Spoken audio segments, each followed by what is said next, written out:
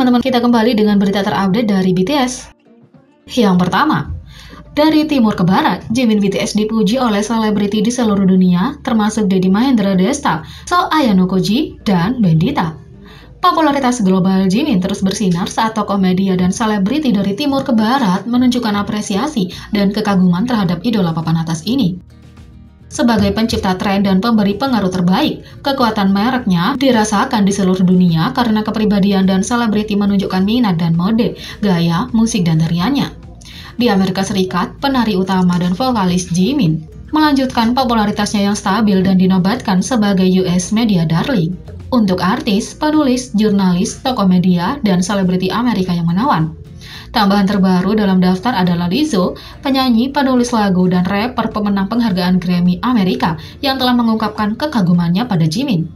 Di belahan timur dunia, para tokoh dan selebriti juga tertarik dan mengungkapkan kekaguman mereka pada Jimin.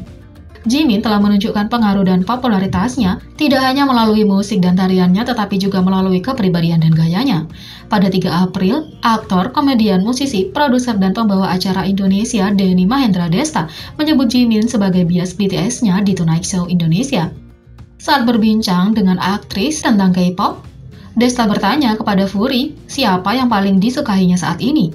Dia bilang dia penggemar setia BTS. Kemudian Desta mulai berbicara tentang Jimin yang menyebutkan bahwa dia menyukai idola tersebut, tetapi tidak memiliki penjelasan untuk itu, kemudian melanjutkan dengan menambahkan bahwa itu karena gerakan dan gaya Jimin.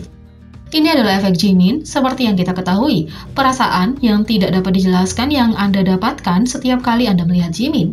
Bahkan pria pun tidak kebal terhadap ini karena Jimin memiliki daftar fanboy yang panjang. Di Jepang, penyanyi Jepang terkenal So Ayano Koji dari band Jepang Kishidan yang membawakan lagu pembuka anime One Piece Weekend menyebutkan Jimin di postingan Twitternya pada 4 April. Dalam tweetnya dia berkata, "Aku punya lip balm yang sama dengan yang digunakan Jimin-chan.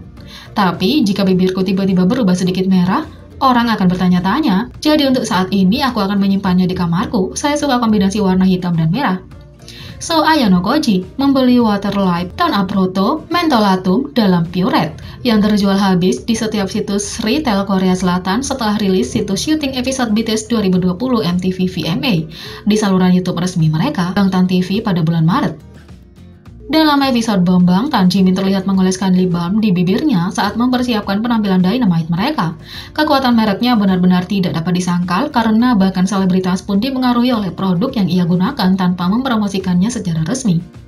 So Ayano Koji adalah pemimpin, komposer, penulis lirik, dan vokalis dari band rock Jepang Kishidan. Kishidan yang berarti The Knight adalah band rock legendaris Jepang yang terkenal, yang dikenal membuat musik untuk anime seperti Naruto, Kamen Rider Ghost, dan One Piece. Oh, betapa mengasihkannya saat Jimin mengetahui bahwa dia disebut-sebut oleh penyanyi band yang membuat lagu pembuka untuk anime favoritnya One Piece. Jimin pernah berbicara tentang menjadi penggemar berat anime dan juga telah berlatih kendo selama 8 tahun yang merupakan bentuk seni bela diri dan ilmu pedang Jepang karena Zoro karakter favoritnya. Di tanah airnya, Korea Selatan, wartawan berbicara tentang bakat murni dan karisma Jimin di atas panggung. Hanya Jimin yang bisa melakukan opening dan kill part yang kuat dalam sebuah rutinitas. Dia mempesona semua orang di atas panggung sebagai vokalis utama dan penari utama karena suaranya yang halus dan nada tinggi yang bernada tinggi dengan sempurna. Seorang jurnalis menyebutkan bahwa Jimin dijuluki sebagai Master of Opening, seperti yang dipamerkan dalam lagu hit BTS Blood, Sweat, and Tears.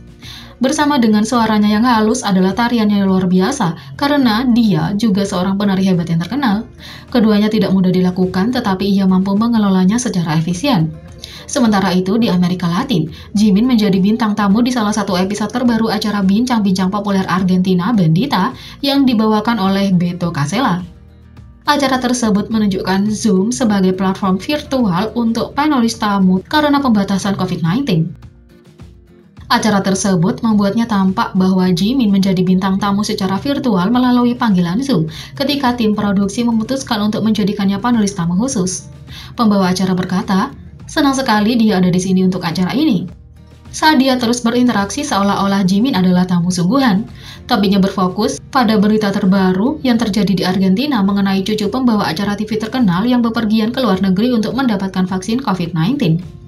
Bendita dalam bahasa Spanyol yang berarti sakral adalah nama acara bincang-bincang Argentina yang dibawakan oleh Beto Casella dengan jurnalis Lola Cordero sebagai panelis tamu biasa. Hampir beberapa hari telah berlalu dan Jimin kembali disebutkan dalam acara Argentina yang sama saat kami melihat rekaman menggunakan klip lain dari Jimin V Live.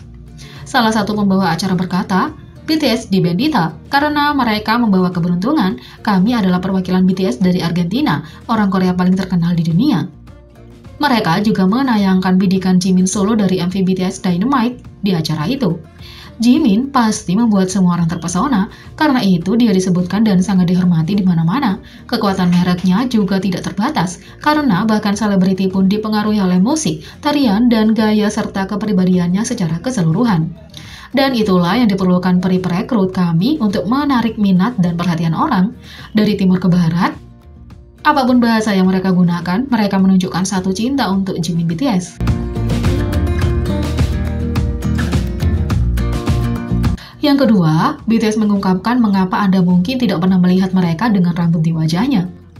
Dalam siaran online baru-baru ini, Suga, J-Hope, dan V BTS menanggapi pertanyaan dari ARMY, termasuk pertanyaan menarik yang belum pernah mereka diskusikan sebelumnya. Apakah Anda bercukur setiap hari? Tanya fans. Setelah membaca pertanyaan tersebut, V segera menyadari bahwa janggutnya benar-benar terlihat oleh penggemar. Ini meluncurkan diskusi tentang rambut wajah dan mengapa para anggota tidak terlalu sering berolahraga. Suga mengungkapkan bahwa dia sebenarnya telah melakukan laser hair removal, sehingga rambut wajahnya tidak lagi tumbuh. Saya dulu memiliki kumis tebal ketika saya masih menjadi trainee. Apakah kamu ingat? Jadi saya mendapat perawatan laser, kata Suga. Sulit dibayangkan karena penampilannya jauh berbeda dari biasanya. Selanjutnya, J-Hope mengungkapkan rambut wajahnya dulu banyak tumbuh, tetapi seiring waktu tidak tumbuh sebanyak itu. Namun, V memiliki pandangan berbeda. Dia sebenarnya menyukai tampilan rambut di wajah. Sebelumnya dia mengupload foto yang memamerkan penampilannya di hadapan ARMY. Itu semua bergantung pada preferensi pribadi. Apapun yang membuat BTS bahagia adalah penampilan terbaik mereka.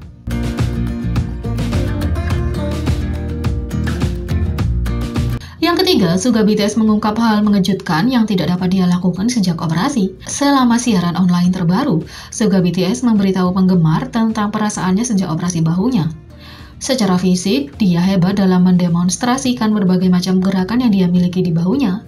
Namun, ada satu hal tak terduga yang berubah sejak dioperasi. Suga mengungkapkan bahwa tidak bisa menikmati kopi lagi karena dia sensitif terhadap kafein. Setelah operasi, saya berhenti minum kopi sebentar, kata Suga.